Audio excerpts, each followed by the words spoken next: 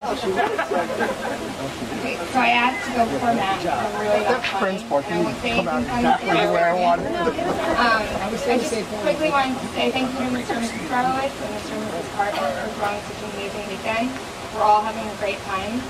And first, I wanted to tell you who I am. I'm Kari, obviously Lauren's matron of honor. And we met, matron, I know it's not. We met freshman year of college, and we've been best friends ever since. We were roommates all throughout college, and then after college, we both moved to Hoboken. We literally walked to work every day together. Got our coffee together, we get to work, and we start emailing all day long. But we haven't talked in 4 years, and it just went on and on and on, and she's my best friend. Then one day, my husband and I, he's going to look at me when I start rambling and just be like, I'll stare at him a lot. Don't worry John and I went and bought an apartment in Hoboken, and my mom called me and she said, Mrs. Faster called me, Mike. Right here, right here. Yeah. She called me and said, I think Jeff Berkowitz lives in that building. I said, okay, maybe I'll run into him, you know, not thinking much of it. Oh, by the way, Jeff and I grew up together. I don't know if you know that as well. Jeff moved to my town when he was in 5th grade, and I was in 6th grade, and so I've kind of known him my whole life. I said, oh, getting back, I said, okay, maybe we'll run into Jeff. So one day I ran into Jeff, and I said, Jeff, you know what, I should hook you up with my best friend. He said, yeah, Kari, definitely. So I slipped a note under his door. With my email and Lauren's email and phone number, and I said, okay, he'll call her. And we didn't hear from him for like 4 months. So, to be honest, I kind of took it personally. I was like, oh my God, he's standing me up. Like, Jeff's known me forever, and he's totally standing me up. So a couple months went by, and I ran into Jeff again. And he said to me, I thought you were going to hook me up with that girl. And I said, okay. I'm like, I'll try this again. And the way I tried to sell them each to each other, and I told Lauren, I'm like, Jeff's one best looking. Oh, you guys are laughing. I'm like, what? He said, you know, oh, Jeff, I could go further with that.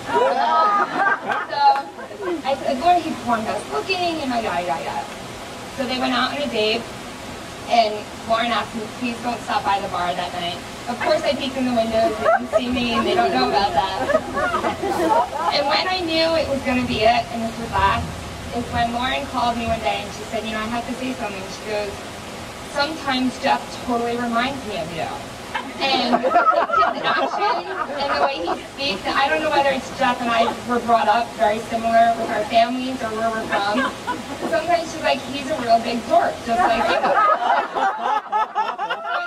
I know that they're meant to be because basically she found her male form of me.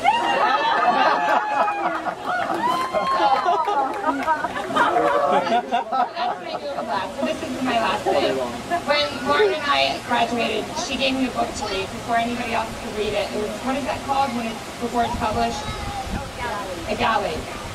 And it was Snowflower and the Secret Fan. And in this, I have to read this definition. But in the Chinese culture, there's something called a Lao Town. Is that right? Okay. It's when two girls, Lao Town? It's when two girls meet when they're very young and they're basically matched together, and it means a sworn sister, old saying, meaning a perfect match. And this relationship, involves, a sisterhood would last a lifetime and would survive marriage, childbirth, and widowhood. And it's an emotional match that would last a lifetime through all good and bad. And I know you have your male form of me now, and he's your first, your last, and everything. But I want you to always remember I'll always be your Lao Town. And Jeff, the only advice I have for you, there's 2 things to make her happy. And don't ever take these things away, because all of her friends know how important these things are to her. And it can be vicious. Don't take her bed away, and don't take her sleep away. And you'll be a very happy man. So I wish you both a lifetime of happiness.